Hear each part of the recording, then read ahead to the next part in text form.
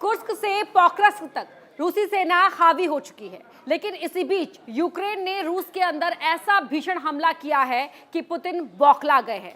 खबर आ रही है कि यूक्रेन ने रूस को उत्तर कोरिया से मिली मिसाइलों को भी उड़ा दिया है और इसी बीच पुतिन ने नेटो को साफ धमकी दे दी है।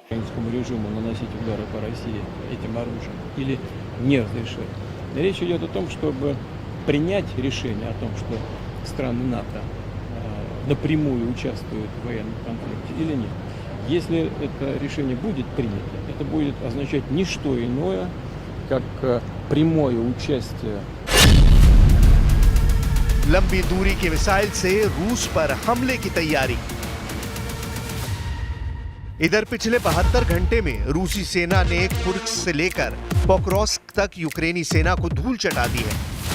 रूसी सेना का दावा है कि उसने कुर्स्क में 1000 वर्ग किलोमीटर इलाके पर कब्जा कर लिया है। ऐसे हालात में ही रूस के राष्ट्रपति व्लादिमीर पुतिन ने अमेरिका समेत नेटो देशों को बड़ी चेतावनी दी है।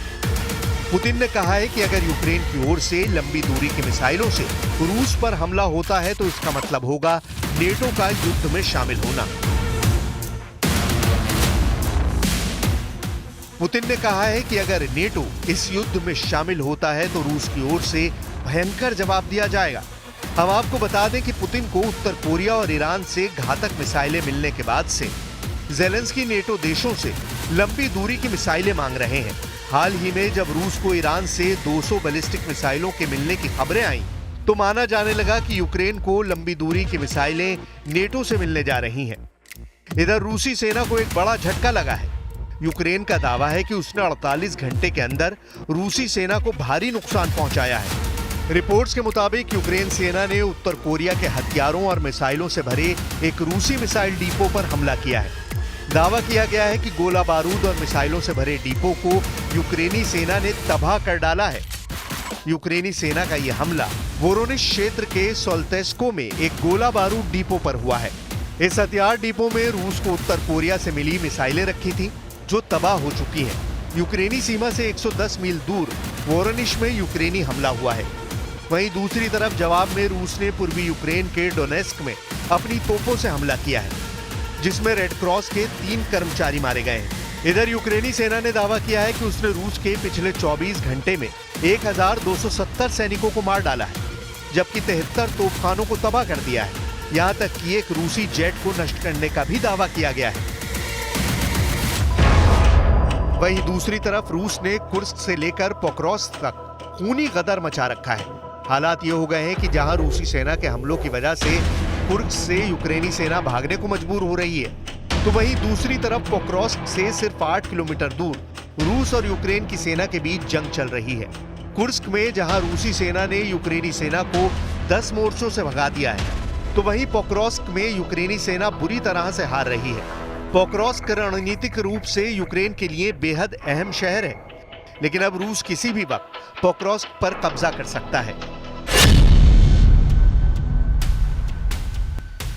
यूक्रेन अमेरिका और पश्चिमी देशों से लगातार मांग कर रहा है कि उसे रूस के सैन्य ठिकानों पर हमला करने के लिए लंबी दूरी की मिसाइलों की जरूरत है। कुछ मीडिया रिपोर्ट्स में दावा किया गया है कि अमेरिका और ब्रिटेन मिलकर यूक्रेन को एमराम मिसाइल सिस्टम देने जा रहे हैं। इधर जब से पुतिन को पता चला है कि यूक्रेन को नेटो देश लंबी दूरी की घातक मिसाइलें देने जा रहे हैं, उसके बाद से पुतिन ने नेटो के खिलाफ ही मोर्चा खोल दिया है। पुतिन ने कहा कि यूक्रेन और पश्चिमी देश तथ्यों को घुमा फिरा कर पेश करने की कोशिश कर रहे हैं। पुतिन ने साफ कहा कि कीव शासन को रूसी क्षेत्र पर हमले करने की अनुमति दी जाती है या नहीं, बल्कि सवाल यह है कि क्या नेटो इस जंग में सीधे तौर पर शामिल होगा। पुतिन ने दावा किया है कि इस तरह के हथियारों का इस्तेमाल करने में यूक्रेन की सेना सक्षम नहीं है, क्योंकि इन हथियारों का इस्तेमाल करने के लिए सैटेलाइट के जरिए खुफिया जानकारी की जरूरत होगी, जो कि यूक्रेन के पास नहीं है। ऐसे हालात में केवल यूरोपियन यूनियन और अमेरिकी सैटेलाइट ही इस तरह की जानकारी दे सकते हैं। ऐसे में अगर यूक्रेन की ओर से लंबी दूरी की मिसाइलों से रूस पर हमला होता है, तो साफ तौर पर यह माना जाएगा कि नेटो इस संघर्ष में सीधे तौर पर शामिल हो गया है। और अगर ऐसा होता है तो इससे जंग पूरी तरह से बदल जाएगी। पुतिन ने कहा कि अगर नेटो देश यूक्रेन को लंबी दूरी की मिसाइलें देते हैं और उससे रूस पर हमला होता है, तो ये माना जाएगा कि वो रूस के साथ सीधे तौर पर जंग कर रहे हैं और ऐसे हालात में रूस नेटो से सीधी और बड़ी जंग जरूर करेगा। जरा पुतिन के साथ मौजूद इन राष्ट्र प्रमुखों को गौर से देख लीजिए। ये वो लोग हैं जो रूस के साथ मरते दम तक साथ देने का वादा कर चुके हैं। इसमें बेलारूस के अलेक्जेंडर लुकाशेंको, कजाकिस्तान के कासिम जोमार्ट टोकायेव, किर्गिस्तान के सादिर जाफरोव, आर्मीनिया के निकोल पशिन्यान, उज्बेकिस्तान के शौकत मिर्जियोयेव और क्यूबा के मिगुएल डियाज कैनेल मौजूद हैं। ये जंगी टीम मॉस्को में पुतिन के साथ बड़े युद्ध की तैयारी में जुटी है। 2.5 साल से ज्यादा लंबी जंग में रूस अब यूक्रेनी सेना पर बहुत भारी साबित हुआ है। यूक्रेन के डीप स्टेट टेलीग्राम चैनल की रिपोर्ट का दावा है कि रूस ने यूक्रेन की 62,000 वर्ग किलोमीटर से ज्यादा जमीन पर कब्जा कर लिया है। दावा तो यहां तक किया गया है कि रूस अब तक यूक्रेन के 5वें हिस्से पर कब्जा कर चुका है। यूक्रेन के डोनेस्क, खेरसान, लुहांस्क और जापोरिजिया इलाके रूस के कब्जे में आ चुके हैं। इधर ISW का अनुमान बेहद चौंकाने वाला है। ISW का कहना है कि रूस 1 लाख वर्ग किलोमीटर से अधिक इलाके को कंट्रोल कर चुका है। यानी कागजों में यूक्रेन जीत रहा है और जमीन पर रूस जीत रहा है। Now we hear that your long-range policy has not changed, but we see changes in the attack on Storm Shadow and Scalps, a shortage of missiles and cooperation, and this applies even to our territory, which is occupied by Russia, including Crimea. We think it is wrong that there are such steps. We need to have this long-range capability not only on the occupied territory of Ukraine, but also on the Russian territory. Yes, so that Russia is motivated to seek peace.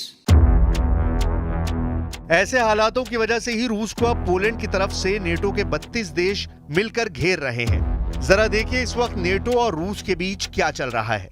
रूस की सीमा पर NATO के 1,23,000 सैनिक मौजूद हैं। रूस के रक्षा मंत्री का दावा है कि रूस की सीमा पर नेटो के 300 टैंक और 800 आर्मर्ड व्हीकल तैनात हैं, जबकि 90,000 नेटो सैनिक अलग अलग तरह के अत्याधुनिक हथियारों के साथ लिथुआनिया आ गए हैं। रूसी रक्षा मंत्री का दावा है कि रूस ने लेनिनग्राद, सेंट पीटर्सबर्ग इलाके में 7,000 घातक हथियारों को भेजा है। इसके अलावा रूस की राजधानी मॉस्को में भी 2,400 आधुनिक हथियारों को तैनात किया गया है। 5वीं बार रूस के राष्ट्रपति बनने के बाद व्लादिमीर पुतिन कुछ ज्यादा ही खतरनाक और आक्रामक हो गए हैं। पुतिन के तेवर और बॉडी लैंग्वेज आज ऐसी हो चुकी है जिसे देखकर साफ लगता है कि वो रत्ती भर ना तो अमेरिका की परवाह कर रहे हैं और ना ही 32 देशों से बने नेटो से जरा भी डर रहे हैं। यूक्रेन को तो पुतिन ने फुटबॉल समझ रखा है, जब जी चाहता है 2-4 लाते मार देते हैं। कुछ जानकारों का दावा है कि 930 दिन से ज्यादा की जंग के बाद पुतिन समझ चुके हैं कि पश्चिमी देशों की सैन्य क्षमता से कैसे निपटना है और रूस के पक्ष में अमेरिका के दुश्मनों को कैसे मिलाना है।